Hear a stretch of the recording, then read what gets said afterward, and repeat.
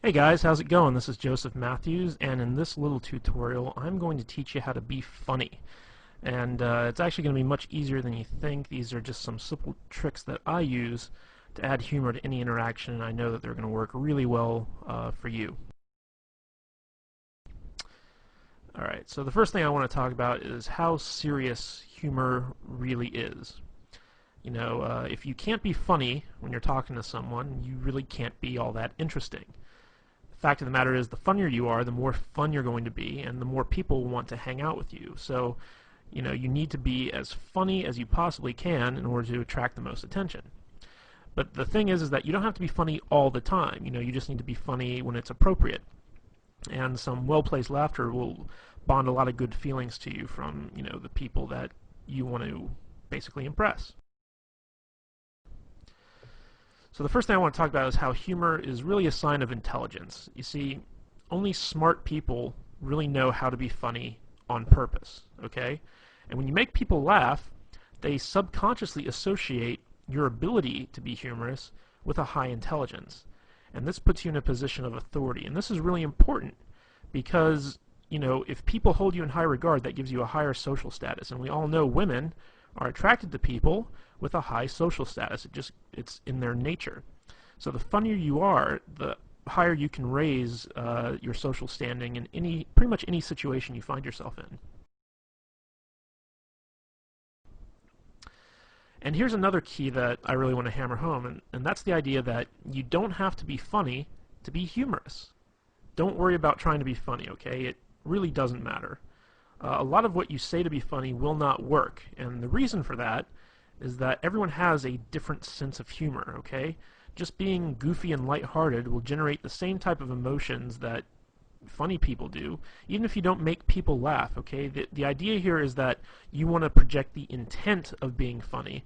So that kind of takes the pressure off in the sense that, you don't have to actually perform. You don't actually have to make people laugh. You don't actually have to tell them good jokes. You just have to have the intention to make people laugh and make people have a good time, and they'll pick up on that and appreciate that. Another big thing is I don't want you to be afraid to mess up, okay? Being funny is an art form. You won't always succeed, but that doesn't mean that you shouldn't try, okay? Now, in our efforts to be funny, stuff happens, Sometimes you might insult somebody, sometimes you might take something too far so that it stops being funny, sometimes you might say something inappropriate in the setting that you're in.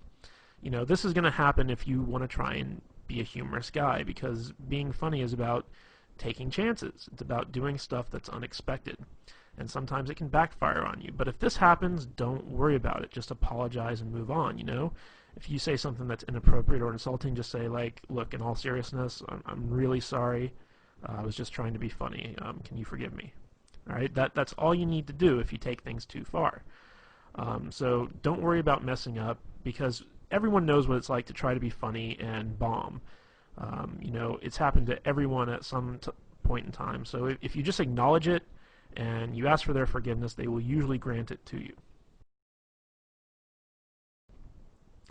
Okay, and another thing I want to point out is the fact that humor is not hard to do.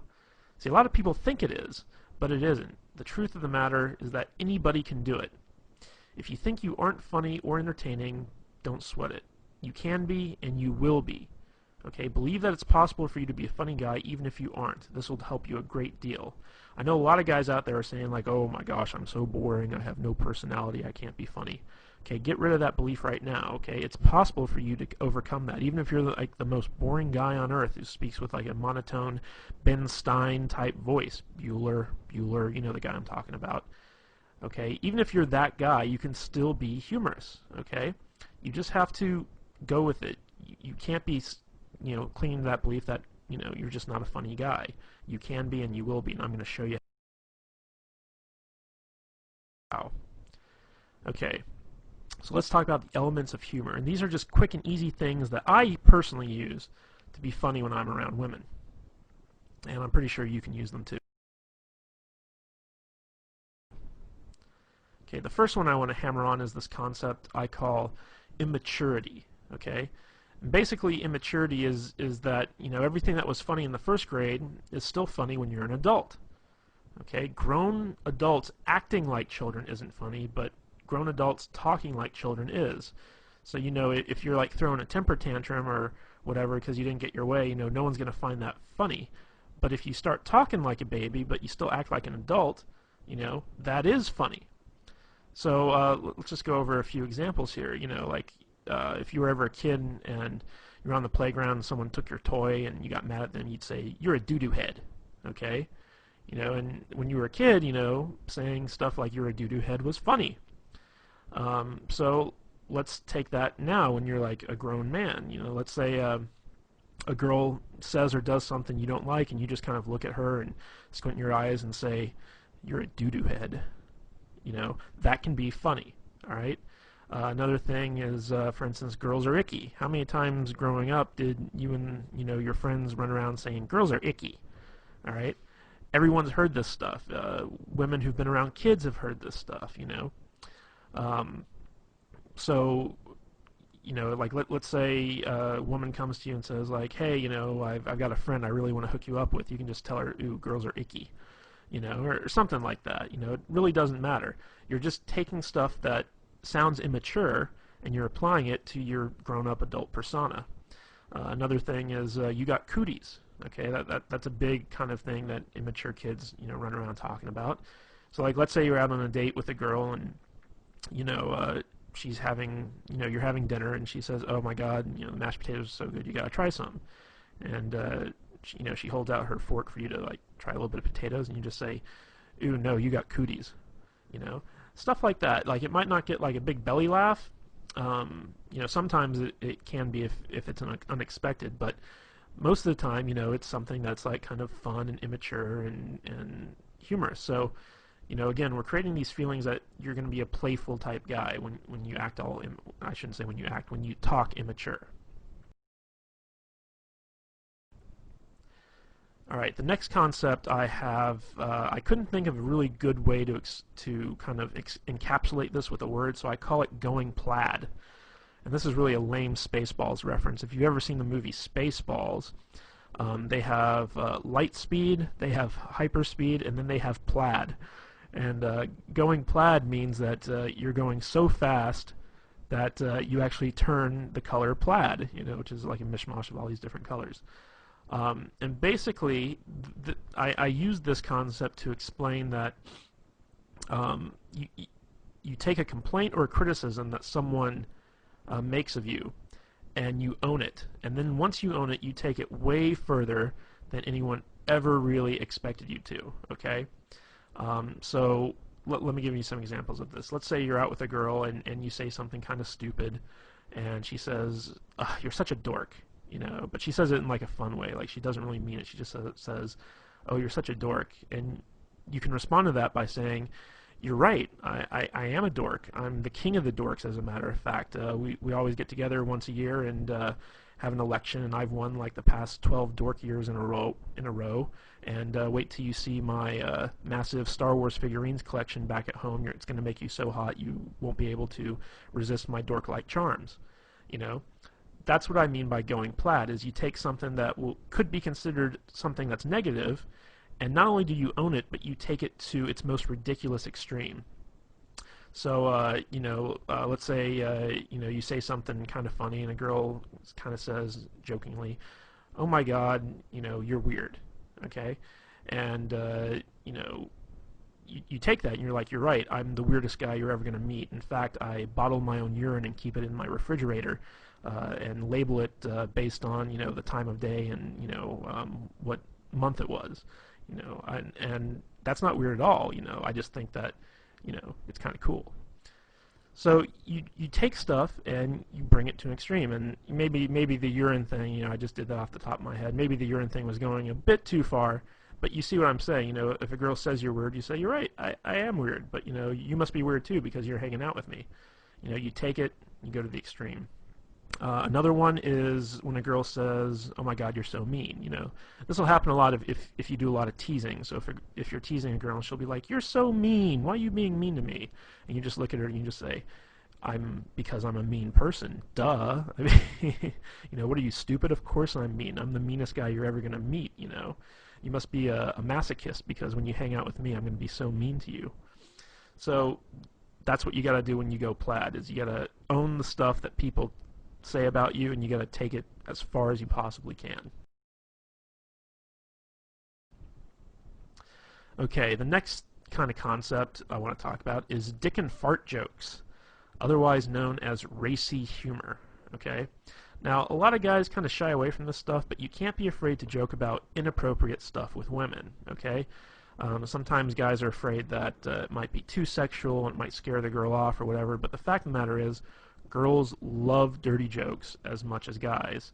And, in the off chance that they don't, if it is inappropriate or it's not their type of humor, once you find that out, shy away from it. Don't do it again. But, you should always not be afraid to kind of go out and give it a try.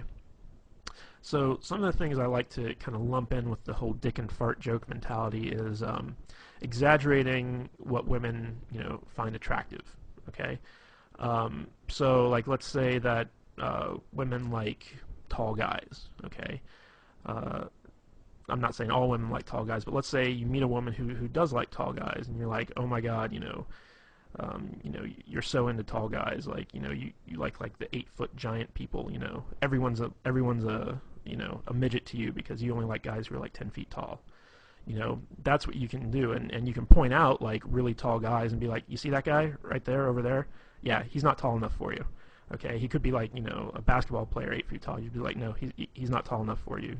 You like taller guys. You like taller guys than that. So take some stuff that women like and exaggerate it. Accuse them of being sexual deviants. This always works really, really well. I don't know why, but when you look at a girl and you start accusing her of being into like some crazy stuff, one of two things will either happen. She'll either completely deny it, in which case you take it further, or she'll play along with it, in which case you take it further. Okay, so let me think of an example of this. Just be like, you could look at her and be like, oh my God, look at you. Like, I bet you're like the type of girl who loves to be like tied up and spanked. Like that totally seems like your personality. Like you're the spanking girl. You just love to spank people. Or you could also take it, be like, oh my God, like you're such a dominatrix in training. Like I bet you have like a bunch of whips and chains at home, and you can't wait to get me home and violate me in all sorts of different weird ways. Like you're scaring me. Like I really don't want to hang out with you right now. Okay, like that's the type of stuff that I mean when you talk about accusing them of being sexual deviants. Another thing is talk about how they want to rape you or take advantage of you. Now, this is a little bit of a role reversal thing because a big fear that women have when they're dating guys is that they're going to be raped or they're going to be taken advantage of in some way. But you can actually use this to your advantage by turning it around and saying stuff like for instance, if she brings you a drink, you can say like, you didn't slip a roofie in this, did you? Because the last thing I want to do is wake up in bed and find out that you completely took advantage of me. Or if she gives you a drink, you say like, are you trying to get me drunk? Because I'm not that type of guy. Stuff like that. You want to kind of accuse her of being the one trying to get you into bed, okay, or trying to take advantage of you in some way. And this is funny, but it also has like some underlying sexual tension aspects to it, which can be really fun. Another thing is to make fun of bodily noises. Like everyone thinks fart noises are funny, and you can just sit there and be like, with your mouth just go. And then accuse her of being farting. Just look at her and be like, ew, I can't believe you. Ew. It's funny because it's obvious you're the one doing it, but you're accusing her, so, it gets some laughs. And the last one is to accuse women of having outrageous fetishes. Okay, and this is stuff that where you take the most mundane thing and you turn it into a fetish. Okay, so for instance, like let's say that you're talking to a girl and she's complaining about having to go to the optometrist to get her eyes examined, and you can say something like, you don't fool me, I know your secret, you have an optometrist fetish, like you have optometrist porn at home that you secretly jerk off to, and you can't wait to go to the optometrist because like you're in love with the optometrist. You take mundane stuff and turn it into a fetish. Like, lots of girls love to shop for shoes. So you say, like, oh my God, you have such a shoe fetish. Like, if those shoes were like a man, you'd totally have sex with them. That's what I mean by turning stuff into outrageous fetishes. Okay, recall humor. Recall humor is basically taking what was funny once and continue to have it be funny again. And this is really where inside jokes come from. So basically, take something that you both thought was funny, that you both laughed at, and reference it again whenever you want it to be funny again. Let me give you some examples of this from my own life. There's a TV show on USA Network. It's called Psych, and it's about this guy who pretends to be a psychic and helps the police solve murders or whatever. And there's a lot of really funny lines in this show. And me and a girl, she used to come over to my place and watch the show with me because I got her into it. And there was one episode where there was a line that the main character used, and he basically said, "Are you a fan of delicious flavor?" And me saying it right now, it's not all that funny, but in context, it really was. So me and the girl laughed really hard at that. And so every time I'd call her up, I'd start off the conversation by saying, "Hey, are you a fan of delicious flavor?" And she'd of course say, "Yes, I am." And I'd be like, "Well, then I got a treat for you." And then I'd talk about something cool that we were going to do. So that's a good example of recall humor, where you take an experience that the two of you shared, the two of you had a really good laugh at, and then you bring it up and you apply it to other stuff. Another example of this is if you've ever seen the movie Forgetting Sarah Marshall, which is kind of this romantic comedy. There's a part in there where this guy basically meets this other guy. He's British, and he says, "You sound like you're from London." He kind of does this impersonation of like a British accent and says, "You sound like you're from London." And I went to go see this movie with a girl when it was out in the theaters. And this girl couldn't stop laughing when the character said that. She just thought it was the funniest thing in the world. So every time I'd get together with her thereafter, one of the first things out of my mouth is I'd look at her and I'd say, "You sound like you're from London." And she'd just start laughing and she'd smile and stuff like that. And it was fun. It was recall humor. But it doesn't always have to be like, lines from TV shows or movies or something like that. It could be something that someone said. And it doesn't even have to be all that funny. Like, for instance, I used to date this girl, and she would have to work in the morning, so she couldn't, stay out too late or whatever. So basically, by 10 o'clock or what have you, she'd have to be at home and in bed. And she used to say, that, if she doesn't get home in time, she's going to turn into a pumpkin. So I would use that. And whenever we were out, I'd look at the time and say, uh-oh, you're only a couple minutes away from turning into a pumpkin or something along those lines. And it was, it's this kind of fun thing where you have this inside joke that no one else really gets except the two of you, because you're the only ones that really experience that. So if you've ever had that experience with a girl, be sure to call it back up and use it when you need to. Okay, the next thing I want to talk about is ambivalence, and this is actually one of my favorite ways to be funny, basically. And what ambivalence is it's basically you look forward to something bad happening, or you take pleasure in someone else's misfortune, and you're also kind of unresponsive to bad things. And the reason that this works is because these types of reactions are really shocking and surprising, and because they're so unexpected, they are therefore funny.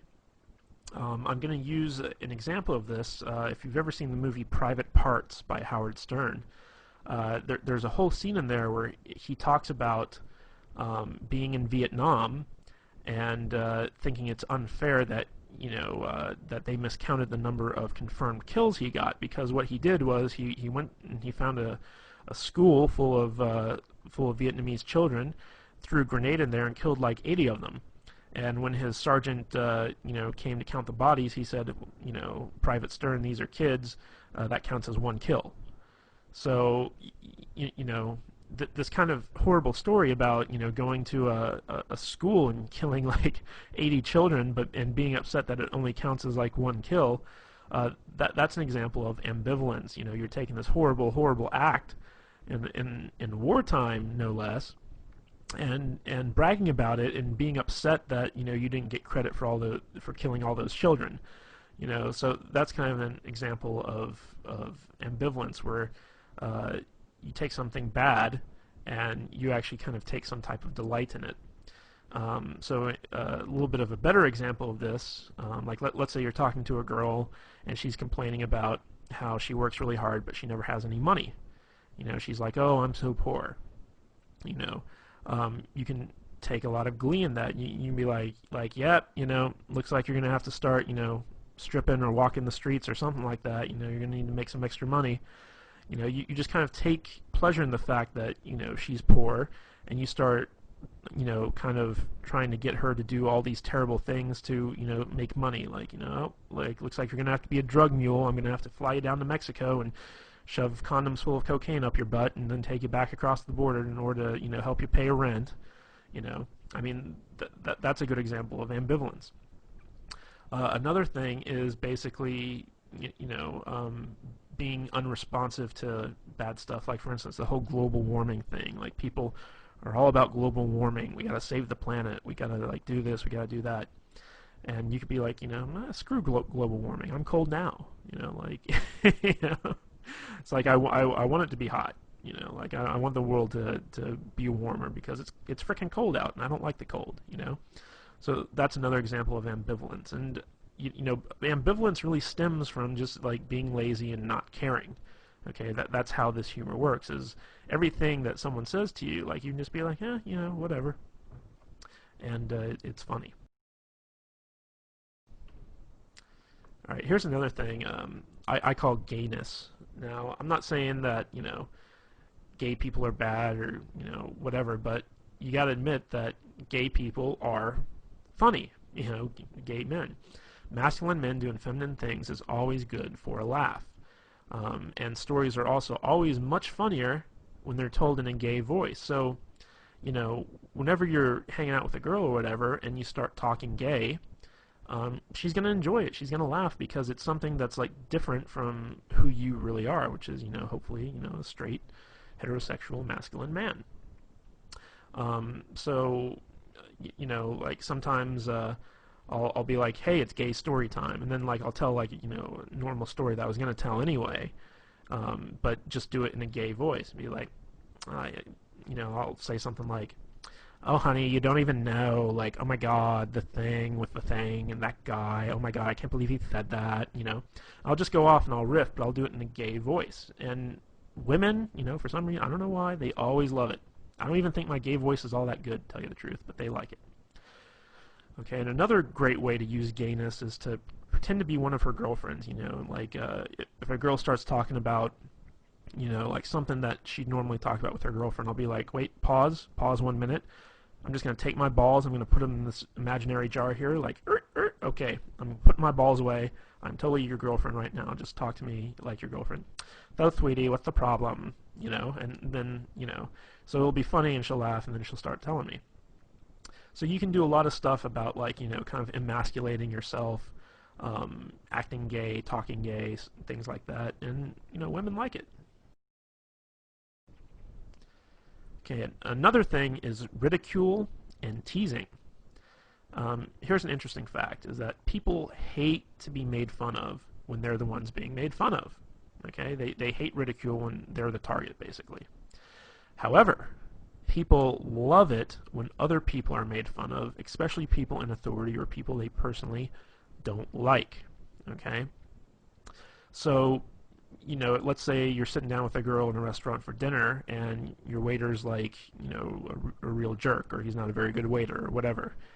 You could start making fun of that waiter. Just start, ridiculing the guy. Don't do it when he's around, but as soon as he leaves, just turn to the girl and just be like, oh my god, that guy's asshole is puckered so tight you couldn't pull a pin from it with a tractor, and she'll be like, oh my god, yeah, and that brings up another thing, is that when you make fun of other people, it creates a sort of bond between the two of you, because it's almost like you're confiding in them your dislike of something else, and you can be united in your dislike for something. So she talks about something that she doesn't like or someone she doesn't like, pounce on that, start making fun of it, and she'll start making fun of it too, and before you know it, you two have created a bond over that. Okay? So, use ridicule to ridicule other people, but never, ever, ever ridicule yourself or the girl that you're with. Okay? When you turn ridicule on someone else, they'll tend to get defensive, or it'll lower their self-esteem or what have you. What you want to do is, if you're going to target the girl that you're with, tease her. Okay? And there's a difference between ridicule and teasing. Okay? Good-natured teasing is funny, but if you take it too far, it becomes ridicule. Okay? So when you tease a girl, it's kind of, I'll use an example that we used in the past, where you start making fun of an outrageous fetish that she has. Okay, like let's say she really likes Brussels sprouts, or okay, I got a better one. Let's say she really likes Chinese food. Okay, and she's sitting there, she's like, oh my God, this Chinese food's so good, and I'm just like, oh, look at you, you're so into Chinese food. If Chinese food were a man, you'd totally have sex with it. That's an example of teasing. But like looking at a girl and saying like, oh my God, you look so fat in those jeans. That's not teasing. That's being mean. So you want to walk that fine line. But if you ever got to ridicule someone, always ridicule someone other than yourself or the girl that you're with. Make sure that it's someone that she doesn't like, or someone in authority, like for instance the president. Even if she likes the president or she dislikes the president, whatever, it's always funny to make fun of people who have some type of authority position. You can also make fun of her boss, or your boss, or whatever, someone that has some type of authority over you. Alright, the next one that I want to talk about is impressions. Now, the fact of the matter is, everybody loves impressions, even the bad ones, okay? So, if you want to be funny, when you're telling a story, always do impressions of the different characters that are in the story. It could be a story of you and your friend Bob, and every time, Bob says something, you do it in the Bob voice. And the Bob voice can be something like a really high-pitched, whiny type thing. There's a guy in my group of friends, and his name is Adam. And me and my friends always do impersonations of Adam whenever we tell stories. And when I talk about my friends to the girls I'm with, I use this Adam impression. And it's kind of funny because, Adam, he has this really deep voice, but when we when we do our impression of him, we make him sound like a complete idiot. So we'll say like, yeah, yeah, I really like that, yeah. And that's our Adam voice, okay? And it totally sounds nothing like him, but it's a funny voice. So like when we tell the stories to the girls and we use our Adam voice, the girls really laugh, and they're like, does he really talk like that? And you're like, no, actually, he's got like a really deep voice, but we just like to use that voice. And before long, sometimes the girls even start doing the impressions like that.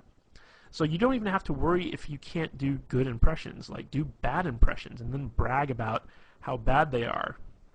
So for instance, like let's say you're doing an impression of the girl you're with. Like obviously it's hard for guys to impersonate female voices, so you can just do it in a really high-pitched, shrilly voice. It's like, oh, I'm so tired, I don't want to go out. Why are you making me go out to dinner with you? I don't even like this place. You can start pretending like that's like your impression of her, and she'll be like, I don't sound like that. And you're like, I don't sound like that. And it's a bad impression, but it's funny. And another way you can do this is do impressions of celebrities or really well-known people. If you're talking about the president, do an impression of the president. Doesn't matter if it's good or not. Just take what you've seen done on TV and try and emulate it best you can. People really respond well to impressions because it's kind of like this theatrical performance. Even if it's not very good, like you're creating a whole new character that they can get into.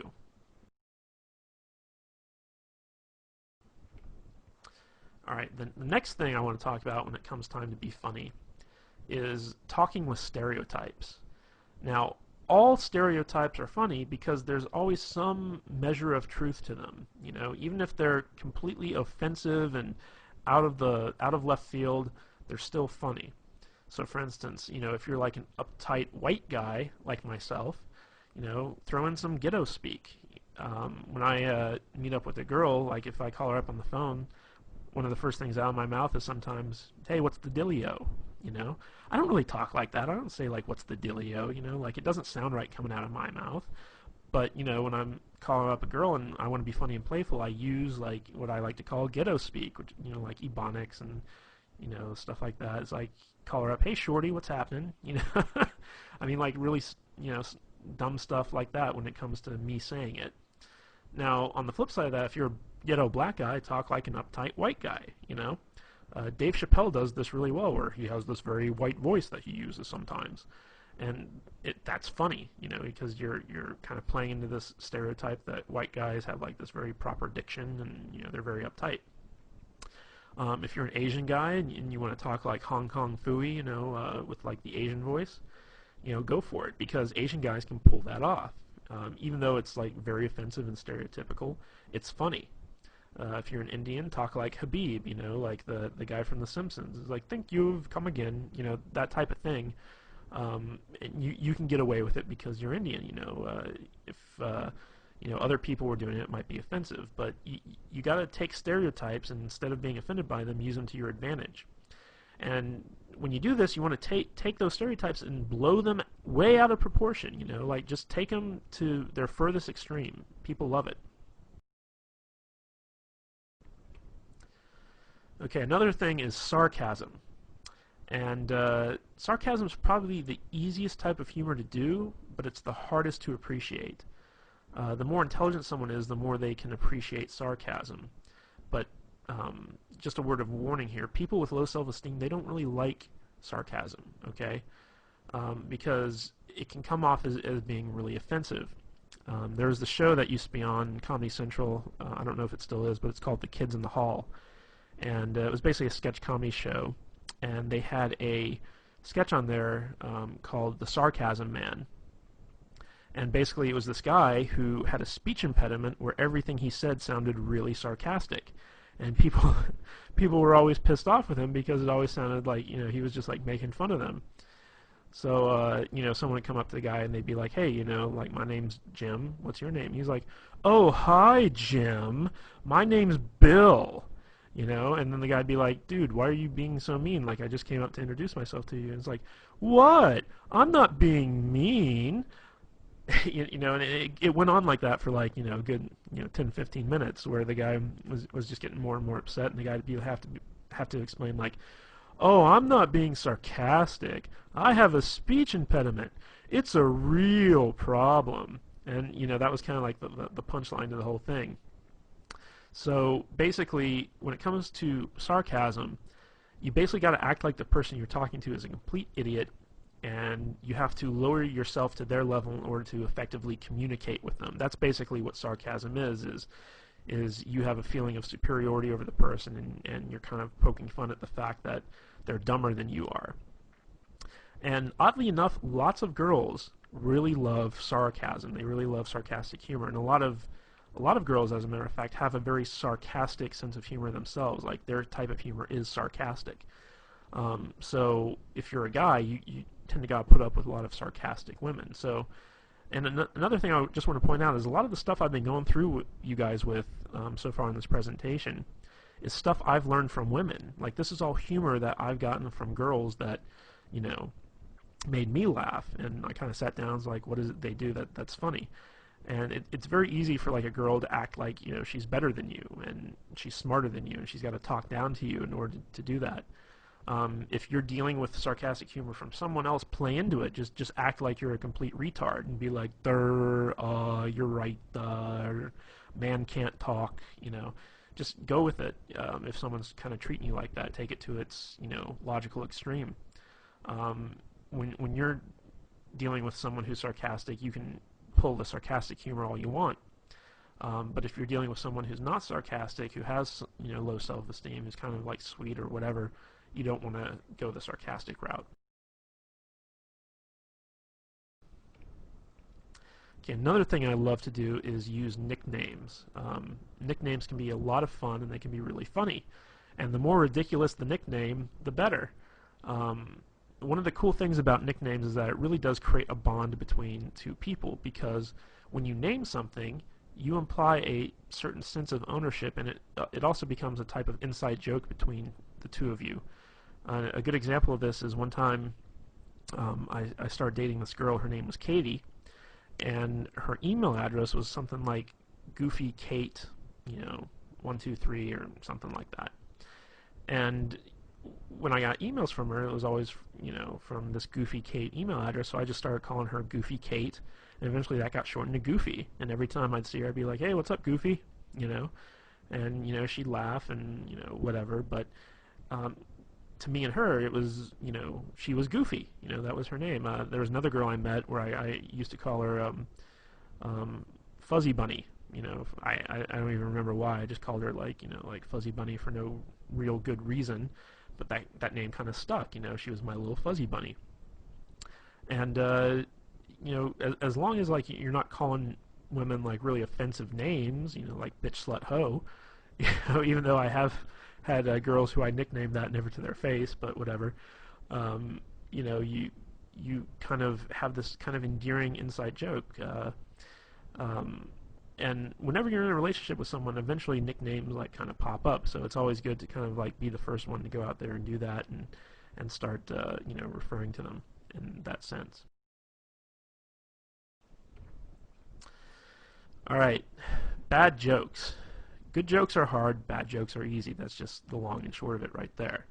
So if you're going to tell jokes, don't even try to tell good jokes. Just use bad jokes because they're easy. You can go online and find like a billion bad jokes.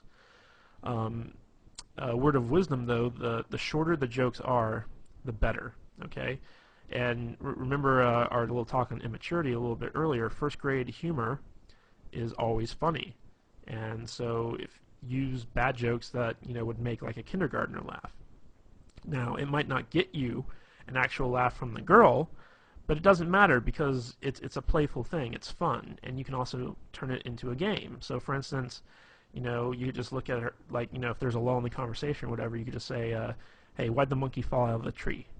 And she'd be like, "I don't know." And you're like, "'Cause it's dead, duh." I mean that's a bad joke, but it's just something funny. And then you can be like, "Okay, your turn. It's your turn to tell me a joke." And then she tells you a joke, and it can be a good joke or a bad joke or whatever. And then like the idea is like in the game, who can tell the worst joke. And another thing I like to lump into the bad joke category are bad pickup lines, because once you get to know a girl, like once you're past the point of meeting her and you're actually dating and stuff like that, bad pickup lines actually work.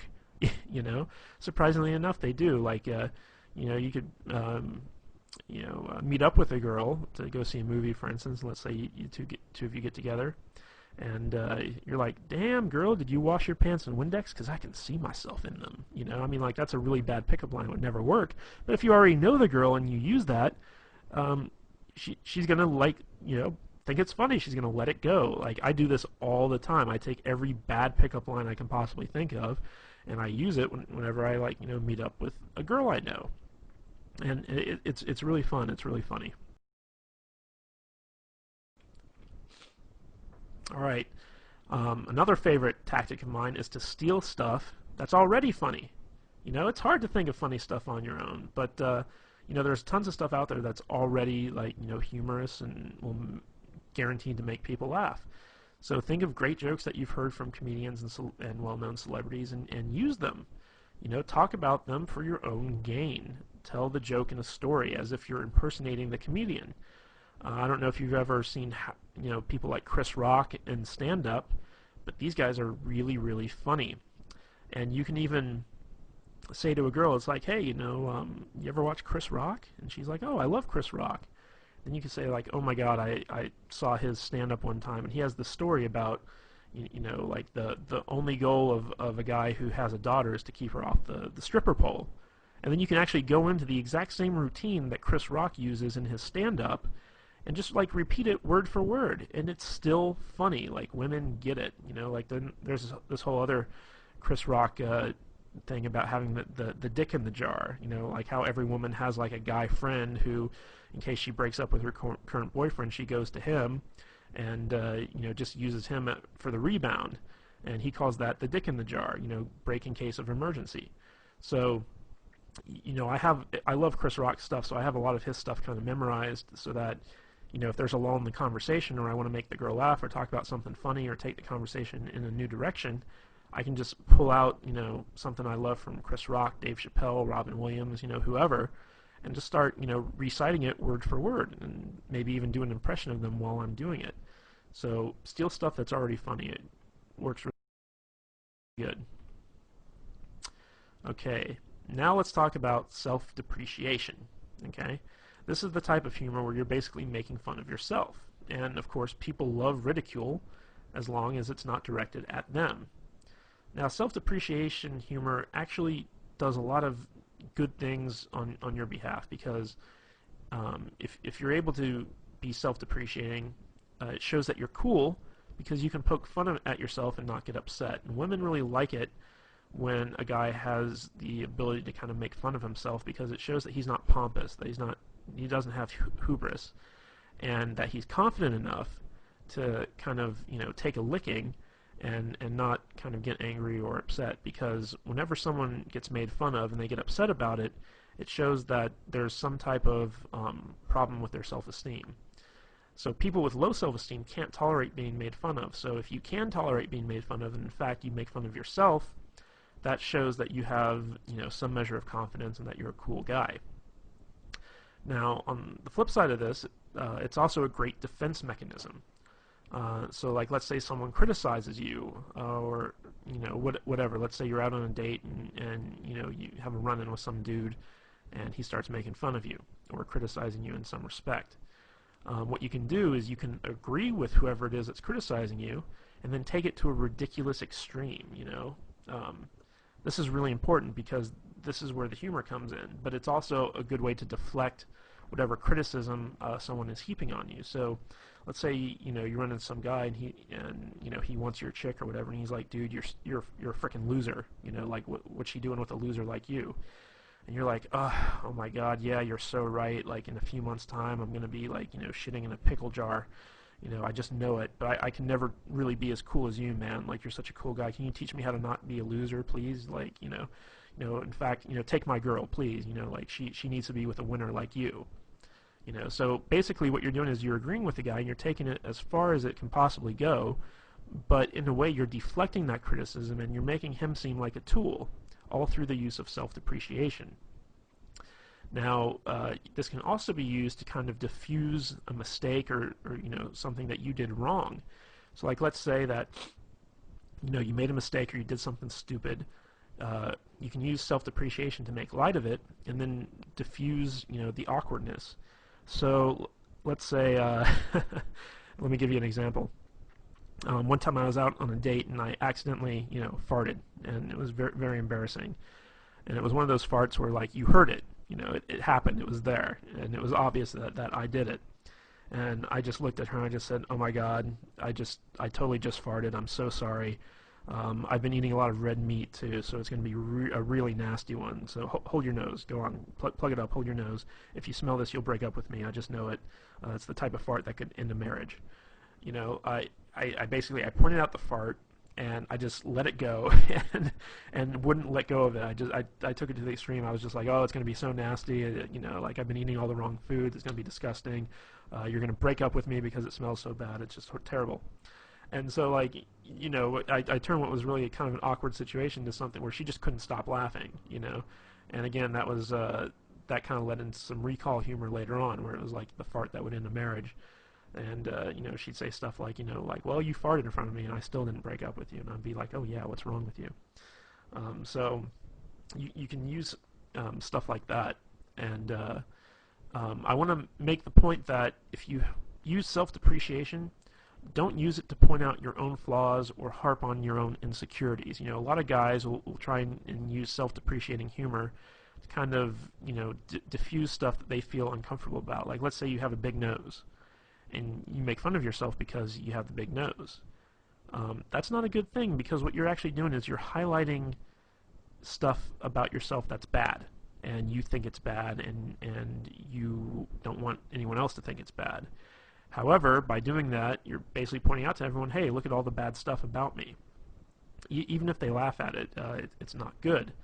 So when you do use self-depreciation, only use it as either a defense mechanism or to diffuse some type of awkward situation. Don't ever use it to point out the fact that, you have something wrong with you. Like, for instance, I'm not a very thin guy, I'm a little bit overweight. So when I'm out with a girl, I'd never start making fun of myself for being fat, because that's something that I don't want her to kind of harp on, I don't want her to glaze over it. Now, if someone else calls me fat, then I'll go along with it. I'll just be like, oh my God, you're so right. Like, I'm totally like one step away from being Jabba the Hutt, I'm going to need a slave girl really soon, So if someone else points it out, then that's when you use the self-depreciating humor, but you never bring it up on your own accord because you're insecure about it, okay? Most of the time, people won't even notice stuff that you're insecure about until you bring it up, and then they can start holding that against you because they know that, you're kind of wishy-washy on it.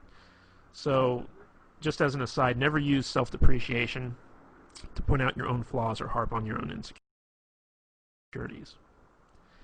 But the biggest key to being funny is to have fun. If you have fun, the humor will come naturally, okay? If you're just able to sit back and relax, not worry about anything, not worry about censoring yourself, not worrying about messing up, you will naturally, if you're an intelligent person, which I'm fairly certain that you are, be a funny person. You'll pick up on stuff, you'll crack jokes, you'll have a good time. Remember, humor is all about feelings. It's not about really getting a response. It's not about making people laugh. It's about making people feel good. The better you can make people feel, the more they'll like you, and the more personality you'll display. Even if you're not a funny guy, just be super, super positive. People like positivity. And if you can mix that positivity in with some fun every once in a while, people will like you even more. So out of everything I told you about, if you can't even remember one of those little concepts about how to be funny, just have fun. The more fun you have, the more naturally funny you'll be, and the easier it'll be to make people laugh and have a good time with you. Alright guys, that's all I have for the video. I hope you really enjoyed this thing. Like I said, I got most of this material, most of these concepts from girls who use them on me. So this is stuff that I know for a fact girls respond to. I use all this stuff in every one of my interactions, and I always get a good response from it. So if you need to, watch this video as many times as you want, learn the concepts, and actually go out and start using them, and you'll be absolutely amazed to see the type of responses girls give you. Alright guys, this is Joseph Matthews, and I'll catch you later.